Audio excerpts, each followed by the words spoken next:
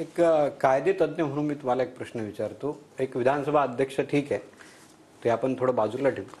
पण हे एवढं जे काही घडलं, पक्ष शिंदेकडे गेला, आता ते आमदार फुटले, बहुसंख्य आमदार फुटले, हे त्यानंतर तुमची नेमणूक झाली. नंतर जर गोगावले जर प्रतोद म्हणून आता जर लीगल नसते तर तुमची नेमणूकही अवैध ठरली असती का?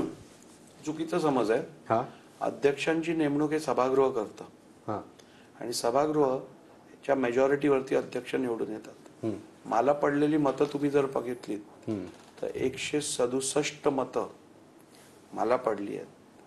आणि त्यातून तुम्ही जर शिंदे गटाची मतं जरी कमी केलीत तरीही अध्यक्ष म्हणून मी या पोस्टवरती योग्यरित्या अपॉइंट झालेलो आहे सिद्ध होतं. एक. आणि नंबर 2, उद्या विधिमंडळात आज झालेली घटना, उद्या जर ती घटना घडल्यानंतर एखादं सरकार कोसळलं म्हणजे काय सरकारने घेतलेले निर्णय किंवा विधिमंडळात झालेले कायदे आपण खारिज करतो का? त्यामुळे रेट्रोस्पेक्टिव्ह इफेक्ट नसतो कधी. ज्या दिवशी अपात्र ठरतात त्या दिवसापासून पुढे इफेक्ट असतो. त्यामुळे हे जोडणं की तुम्ही अध्यक्ष झालात म्हणून ते पात्र, याला काय अर्थ नाही. नाही. लोक तसं बघतात ना की पण हे चुकीचा समज आहे. हा चुकी. मी त्यासाठीच तो प्रश्न तुम्हाला विचारला, कारण लोकांना असं नको वाटायला की तुमची नियुक्ती ही अवैध ठरली असती जर तसं झालं असतं. असं मुळीच होत नाही. मी आपल्याला आकडेवारी पण सांगितली. आणि दुसरं, कधी रेट्रोस्पेक्टिव्ह इफेक्ट होत नाही. सरकार जर आज कोसळलं तर सरकारने घेतलेले निर्णय काय क्रॅश होतात का? विधिमंडळात जर एखादा निर्णय कायदा पारित केला गेला असेल आणि ते विधिमंडळ बरखास्त झालं, राष्ट्रवादी लागवड लागली, तर का तो निर्णय आपण कायदा खारिज करतो का?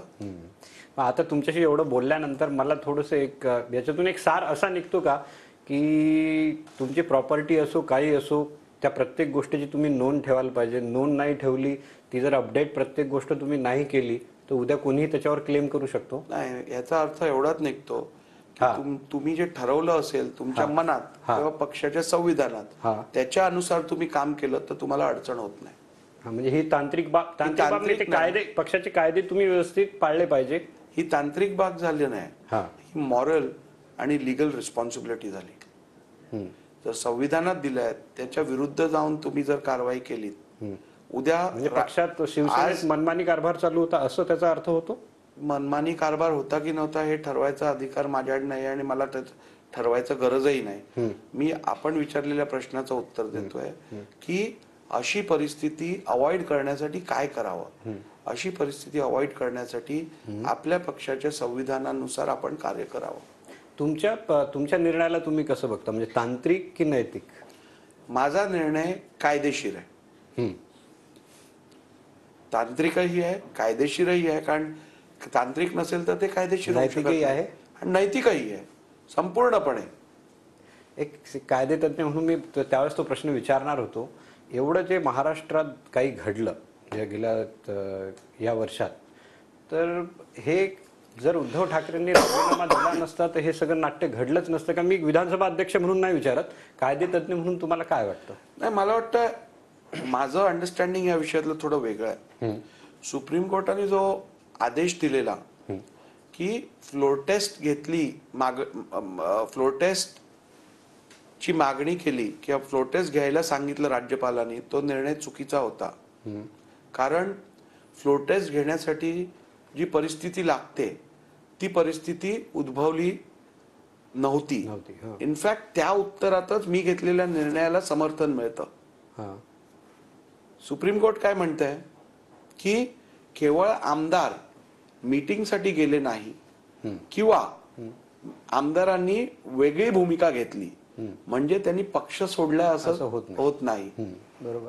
सुप्रीम कोर्ट म्हणते तो केवळ मतभेद दिसून येतो पक्षांतर्गत.